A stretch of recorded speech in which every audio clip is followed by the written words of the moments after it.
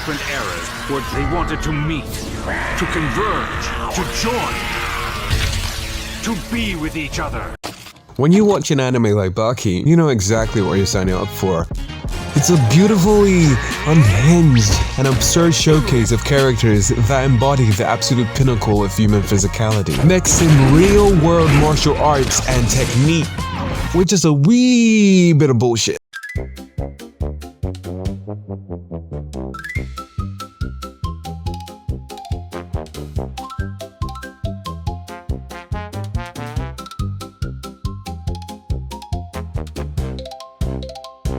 And for Season, the rules of this universe were very simple, which is that the human body is the greatest weapon to ever exist, and if you trade hard enough, and if you're obsessed enough, you can surpass any human limitation. And the show constantly asks very philosophical questions like, what is true strength? And who is the strongest? Who is better? And all of that makes Baki the ultimate power fantasy. But every great fantasy breeds a nightmare or a villain, and in the world built entirely on martial arts, we know it stands as the ultimate antithesis to human strength, and that is weapons. Now, weapons are cool, and in theory, they work in a story because they bring something that is really hard to achieve just with raw fists, and that is a sense of absolute finality. Because let's be real about anime. When it comes to fights, punches and kicks are bad. I mean, you could get your bones shattered or your organs ruptured, but in the grand scheme of things, they are pretty survivable. I mean, all your character really needs is a quick hospital scene, an IV drip, some bandages, and you're good to go. But a weapon? A sword? A gun? Whatever this is? When handled properly, introduces real stakes and tension, and I believe that is showcased expertly in how the show handled the fight between Musashi and Retsu. Because up until this point, Retsu has faced a bunch of strong opponents, and even with his 4,000 years of kung fu, he had been beaten, humbled, memed, but even with that, there was still this weird comforting safety net. We knew he would probably live to fight another day, but the moment Musashi Miyamoto, a legendary swordsman, is armed with a weapon, it went from a cool absurd martial arts tournament to a harsh, unforgiving reality of I will now cut you down. Is he real?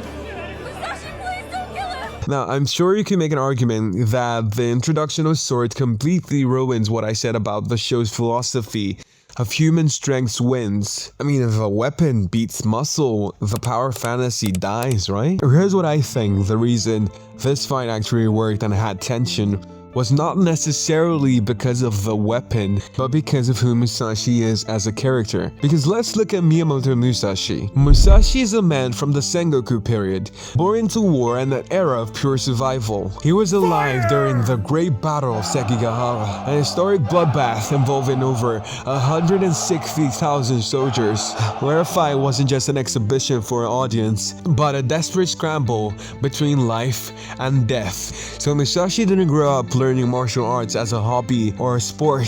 He learned them to keep himself and his companions alive. So Musashi doesn't necessarily need a real forged sword. He can cut you down with a blade, a piece of bamboo, or literal mind slashes. And that also lines up with the philosophy of the power isn't in the tool, but inside the person holding it. And that is one of the ways how Baki has always used weapons to elevate his core power fantasy. For more examples, think back to the prison arc, where Baki tries to break into a prison, but is immediately surrounded by armed guards, all aiming at him at point blank range. Now, a normal human would have pissed themselves, but not me because I'm cool like that.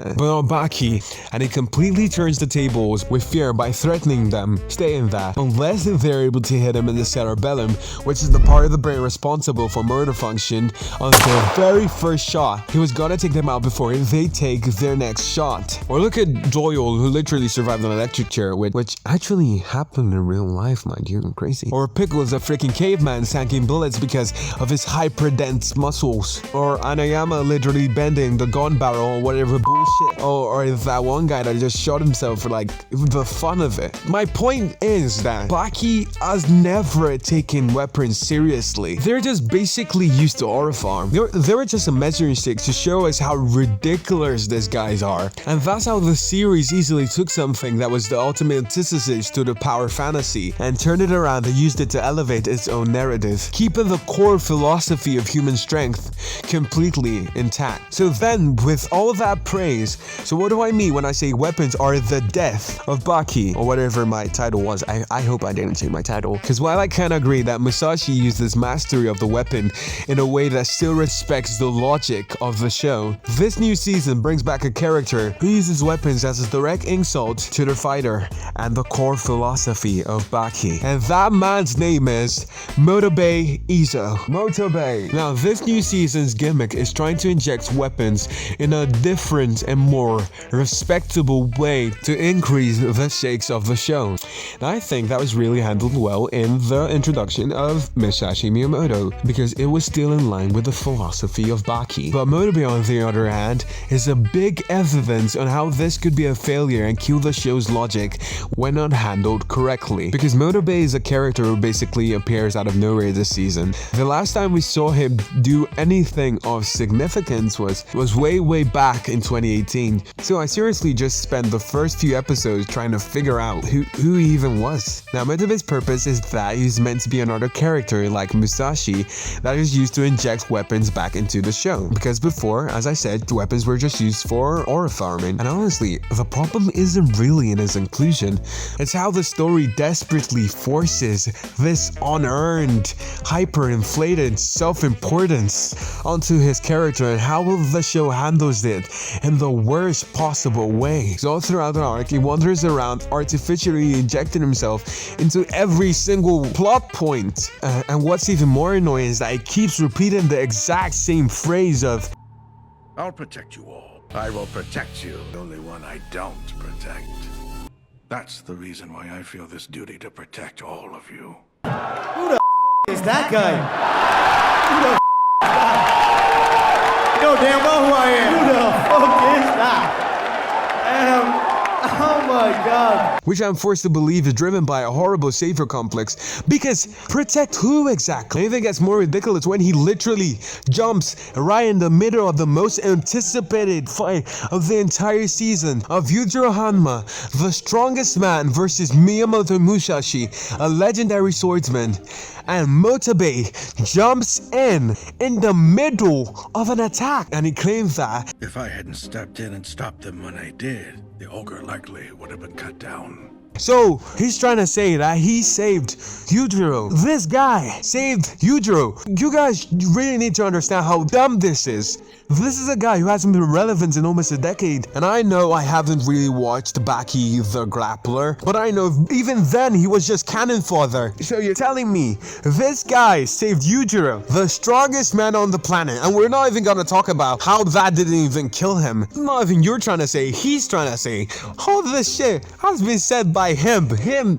He has been hyping himself up. And what's even worse is to try to force the audience to buy his bullshit. The narrative has to find some way to bend the rules just to make him and his weapons look important and to somewhat justify his presence in the season. So how did they do that? And so on two separate occasions, two of the strongest characters in the entire show, Baki and Yujiro. And how do you think he proved his worth? How do you think he justified his presence in the series?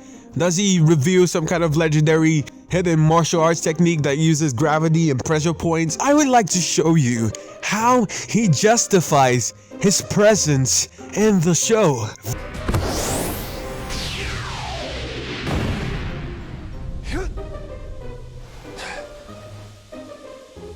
That's how. Yes, guys, a literal, yes, why not? Smoke bombs. We are talking about Baki Hanma. I'm not even gonna talk about Yujiro. I shouldn't even need to defend Yujiro. We're talking about Baki Hanma, the guy who literally, and I'm not actually joking, heard Musashi's heartbeat.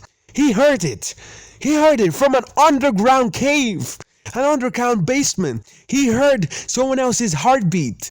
he sensed Musashi from another room. And this happened in the same season, mind you, in the same season. As the way the show forces the brilliant and absurd logic of Baki's universe to completely act stupid just to justify and put importance on Motobe and his weapons. And it completely goes against the core logic of the show, the core philosophy of the show. And I think what is even a great example, kind of sort of doubles as a perfect metaphor of this, is the fight between Motobe and Jack Hanma. Now, on the left we have Jack. Now, Jack is the purest, most tragic representation of the original Baki's philosophy. He's a man who deliberately destroyed his own bones just to get taller, pumped his body with so much drugs, so much doping, and trained and destroyed his body physically just for the sake of pure physical strength. He is the depiction of human obsession. And meanwhile, Motobe is this guy who just showed back up and you're just trying to give him this false self-importance. And could we guess how the fight ended? Now, the show tries to justify this fight by drawing a line between a fighter and a warrior, similar to kind of the way they handled Musashi. They claim that Jack is just a fighter, and why Motobe is a warrior who uses whatever it takes to survive and stuff. But are we really comparing Motobe to Musashi? Now, I must admit, this fight really showcases Motobe's creativity, but there is no way he should have won, because Jack freaking spammed him with punches.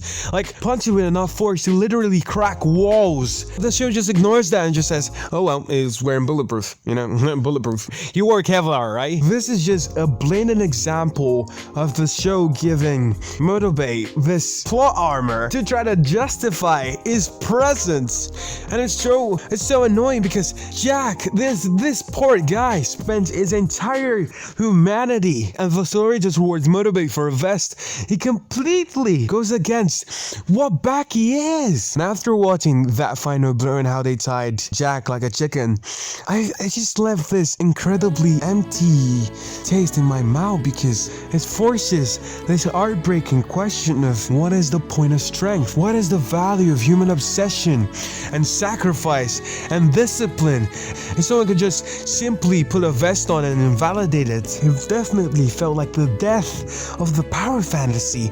I've said that word so many times, oh my god. But as much as I absolutely despise how the story handled Motobe's plot armor, if we step back from the individual flaws and look at the bigger picture, this massive shift in ideology might not be as...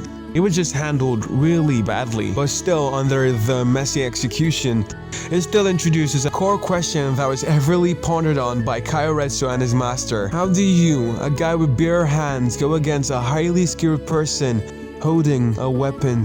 And by allowing weapons to be a legitimate, terrifying threat, the show introduces a new layer of deep strategy and intensity to the fight. Because even if we had to sacrifice some of the core logic for that to happen, this signifies a change. The old way of fighting is dead. You can't just rely on raw physicality anymore. And this completely forces the entire cast to evolve. They have to use their brains and defensive strategy just to stay alive. So while the narrative shortcuts used to protect Motobe is absolute trash, it officially marks the beginning of a brand new era of Baki. And time for the muscle to prove that it can outscale the weapon. So I think the real moral lesson of this video is use machine guns! Use machine guns! Please guys, like and subscribe. I'm gonna make more videos. If you like it, please comment down below so we can start a discussion. What do you like about Baki?